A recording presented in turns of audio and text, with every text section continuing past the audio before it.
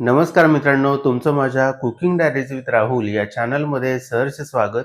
आज आपण उपवासाच्या एकदम स्वादिष्ट, पौष्टिक तसेच आरोग्यदायी अशा 4 रेसिपीज पाहणार आहोत. चला तर मग पहिली रेसिपी पाहूयात.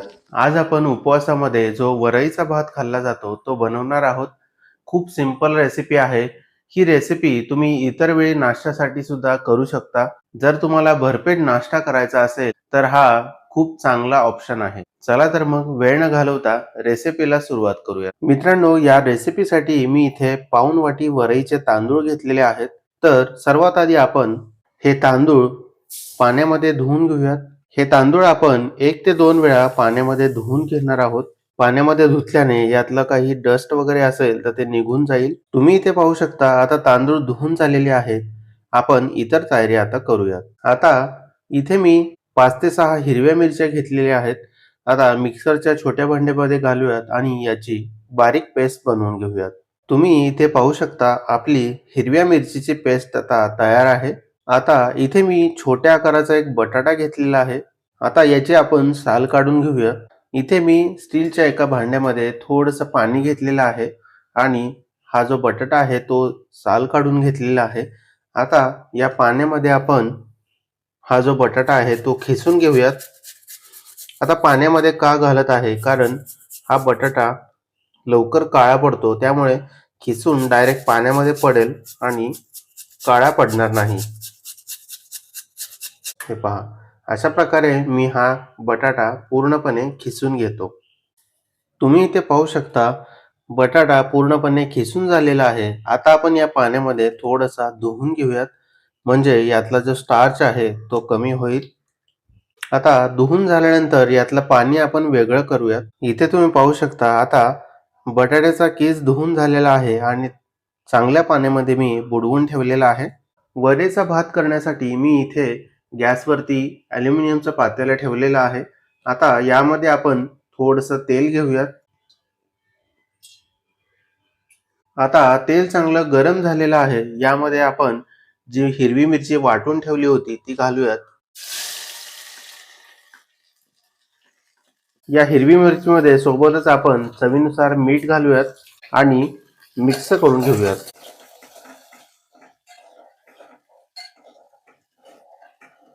मिक्स करून झालं आहे. आता आपण जे तांदूळ धुवून ठेवले होते ते घालूयात. तांदूळ घातल्यानंतर मिरचीमध्ये मिक्स करून घेऊयात.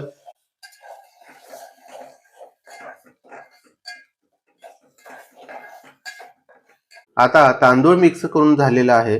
आपण यामध्ये 1 वाटी शेंगदाण्याचं कूट घालूयात. शेंगदाण्याचं कूट घालून झाल्यानंतर मिक्स करून घेऊयात.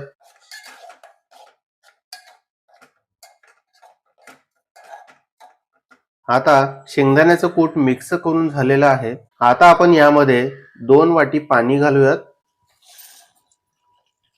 पाणी घालून झालेलं आहे. आता पुन्हा मिक्स करून घेऊयात.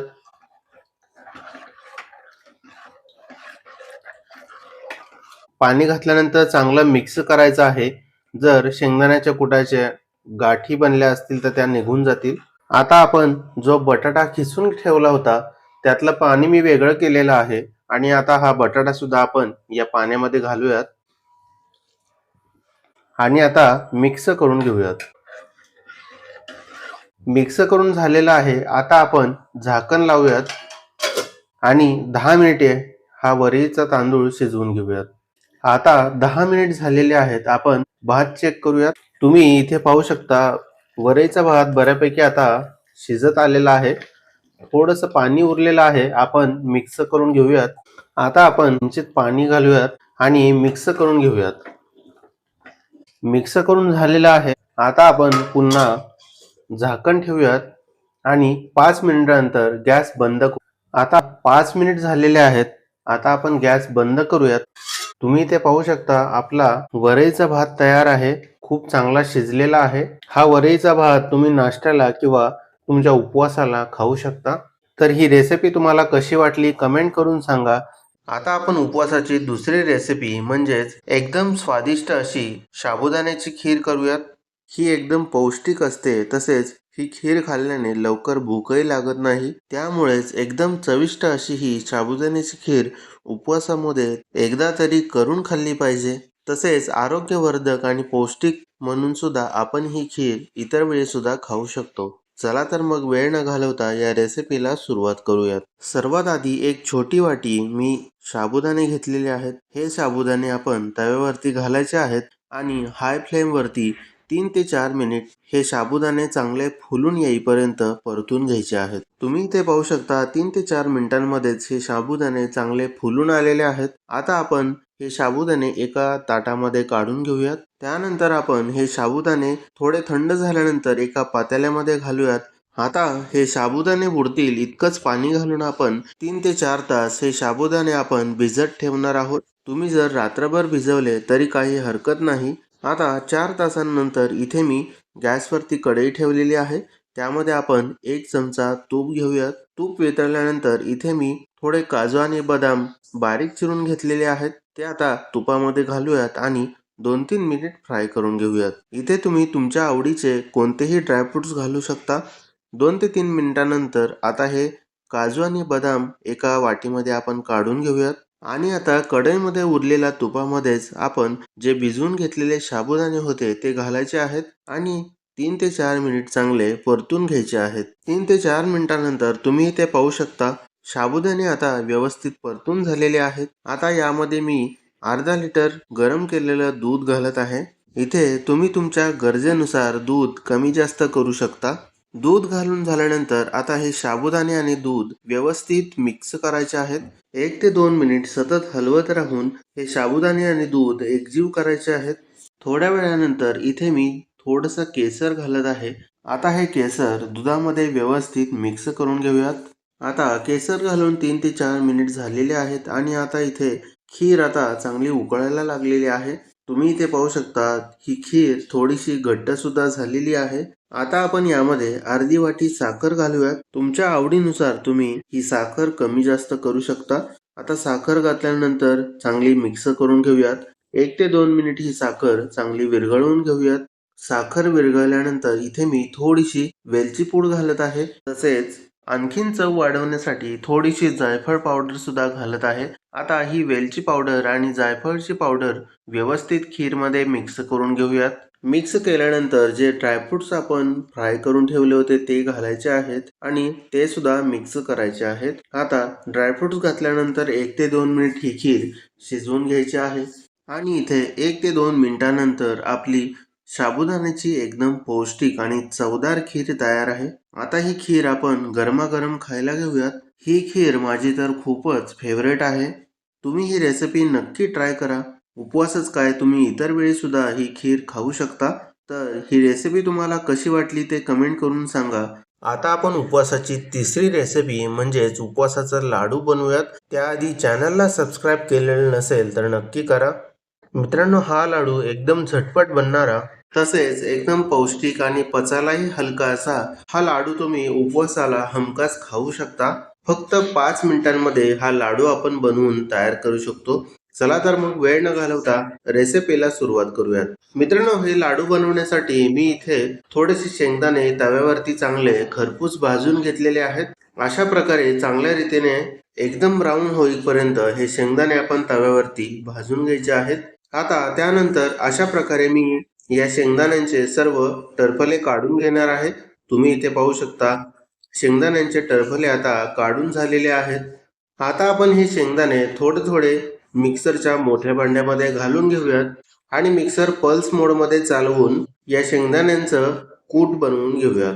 अशा प्रकारे आपल्याला कूट बनवायचा आहे. आता राहिलेले हे जे शेंगदाणे आहेत त्याचा सुद्धा मी अशाच पद्धतीने कूट बनवून घेतो. मित्रांनो, आता शेंगदाण्याचं कूट बनवून झालेलं आहे. इथे मी आता गूळ खिसून घेत आहे. तुम्ही पाहू शकता हा अशा प्रकारे गूळ खिसून घ्यायचा आहे. मित्रांनो, आता गूळ सुद्धा खिसून झालेला आहे. आता जे शेंगदाण्याचं कूट घेतलं होतं इथे मी 2 मोठी वाटी शेंगदाण्याचं कूट घेत आहे. त्याच मिक्सरच्या भांड्यामध्ये मी पुन्हा हे कूट घालत आहे. आता 2 वाटी कूट घेतल्यानंतर इथे मी 2 वाटीसाठी अर्धी वाटी खिसलेला गूळ घेतलेला आहे. आता तो सुद्धा या कुटासोबत मिक्सरच्या भांड्यामध्ये घालूयात आणि आता कुटासोबत हा गूळ आपण मिक्सरला वाटून घेऊयात. तुम्ही इथे पाहू शकता गूळ आणि शेंगदाण्याचं कूट मिक्सरला चांगलं फिरवून घेतलेलं आहे. आता हलकं हे कूट अशा प्रकारे प्रेस करून पाहायचं आहे. जर अशा प्रकारे गोळा तयार होत असेल तर समजायचं आपलं लाडू बनवण्यासाठीचं मिश्रण तयार आहे. आता हे मिश्रण आपण परातीमध्ये ओतूयात.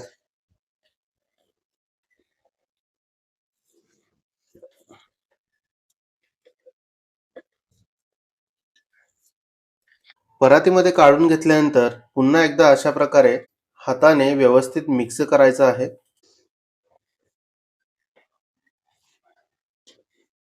आता आपण याचे लाडू बनवायला घेऊयात. अशा प्रकारे थोडंसं मिश्रण हातामध्ये घ्यायचं आहे आणि अशा प्रकारे याचा लाडू बनवायचा आहे.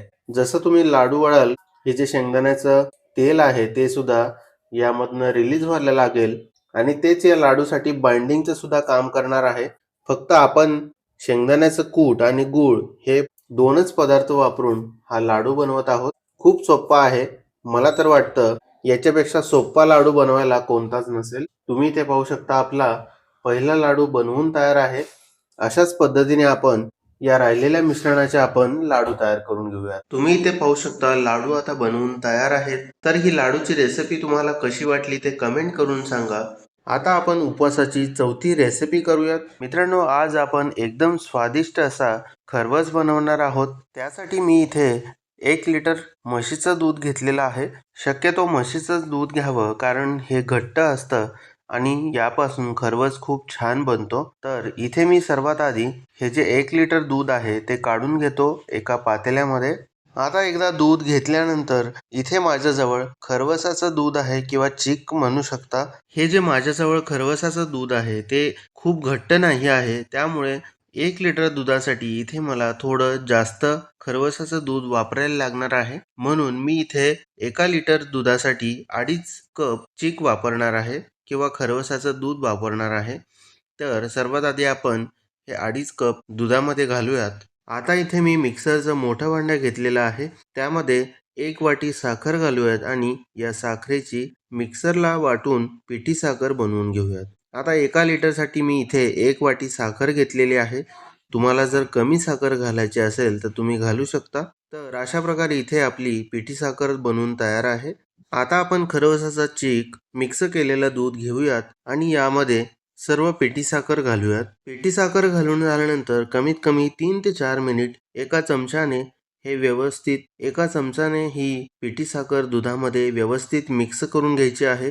जे खरवसाचं दूध घातलेलं आहे ते सुद्धा इथे व्यवस्थित मिक्स होणार आहे. जर तुमच्याजवळ एकदम घट्ट असा खरवसाचा चीक असेल तर 1 लिटरसाठी 1 कप पुरेसा होईल. आता नेमकं 1 लिटर दुधासाठी किती खरवस घालायचा याचा अचूक अंदाज येण्यासाठी काय करायचं, थोड्याशा दुधाचं किंवा अर्ध्या लिटर दुधाचाच खरवस बनवून पाहायचा. जर तो घट्ट झाला तर त्या प्रमाणामध्ये तुम्ही दुसऱ्या वेळी 1 लिटर किंवा त्यापेक्षा जास्त दुधाचा खरवस बनवू शकता. तर आता इथे आपली पिठी साखर व्यवस्थित मिक्स करून झालेली आहे. आता आपण या दुधामध्ये थोडीशी वेलची पूड घालूयात. तसेच इथे मी थोडीशी सुंठ सुद्धा खिसून घेतलेली आहे ती घालूयात. सुंठ घातल्याने खरवसाची चव आणखीनच वाढते. आता ही वेलची पूड आणि सुंठ या दुधामध्ये व्यवस्थित मिक्स करून घेऊया. 1 ते 2 मिनिट व्यवस्थित मिक्स करून झाल्यानंतर हे आपलं खरवसाचं दूध शिजवण्यासाठी तयार आहे. आता दूध शिजवण्यासाठी गॅसवरती मी मोठ्या आकाराचं स्टीलचं पातेलं ठेवले आहे. त्यामध्ये थोडंसं पाणी घालून स्टँडसुद्धा ठेवलेलं आहे. आता स्टँड बुडेल इतकं पाणी आपल्याला या पातेल्यामध्ये घालायचं आहे आणि गॅस ऑन करायचा आहे. आता आपण दुधाचं पातेलं अलगद स्टँडवरती ठेवूयात. व्यवस्थित मधोमध स्टँडवरती ठेवायचं आहे. व्यवस्थित ठेवलं आहे का नाही याची खात्री झाल्यानंतर या दुधाच्या पातेल्यावरती झाकण ठेवायचं आहे. तसेच जे बाहेरचं पातेलं आहे त्यावरती सुद्धा मोठ्या आकाराचं झाकण ठेवायचं आहे. आता गॅसची फ्लेम हाय ठेवून कमीत कमी 20 ते 25 मिनिटांसाठी हे खरवसाचं दूध शिजवून घ्यायचं आहे. जर आपण गॅसची फ्लेम लो ठेवली तर जास्त वेळ लागण्याची शक्यता आहे. 20 ते 25 मिनिट झाल्यानंतर आता गॅसची फ्लेम बंद करायची आहे आणि झाकण न उघडता हे पातेलं कोमट होऊ द्यायचं आहे. कोमट झाल्यानंतर यातलं खरवसाच्या दुधाचं पातेलं फ्रीजमध्ये 2 ते 3 तासांसाठी ठेवायचं आहे. असं केल्याने आपला खरवस एकदम घट्ट होतो आणि व्यवस्थित सेट होतो. आता फ्रीजमध्ये 2 ते 3 तास ठेवल्यानंतर तुम्ही इथे खरवस पाहू शकता व्यवस्थित सेट झालेला आहे. आता आपण यावरती थोडेसे ड्रायफ्रुट्स घालूयात. इथे मी काजू आणि बदाम कट करून घेतलेले आहेत, ते थोडेसे आता वरून व्यवस्थित पसरवूयात. तुम्ही इथे पाहू शकता ड्रायफ्रुट्स आता व्यवस्थित पसरवून झालेले आहेत. तुम्हाला इथे मी थोडा खरवस काढून दाखवतो, म्हणजे तुम्हाला अंदाज येईल की किती छान हा खरवस सेट झालेला आहे. तुम्ही इथे पाहू शकता किती घट्ट असा, अगदी केक कट करतो त्याप्रमाणे मी खरवस कट केलेला आहे. यामध्ये पाण्याचा जराही अंश नाही. एकदम परफेक्ट असा खरवस तयार झालेला आहे. आता आपण बाउलमध्ये सर्व करूयात.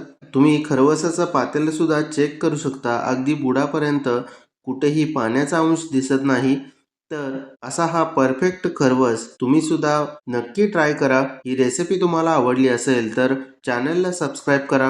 हा व्हिडिओ जास्तीत जास्त शेअर करा. भेटूयात अशाच एका नवीन रेसिपीसोबत. धन्यवाद.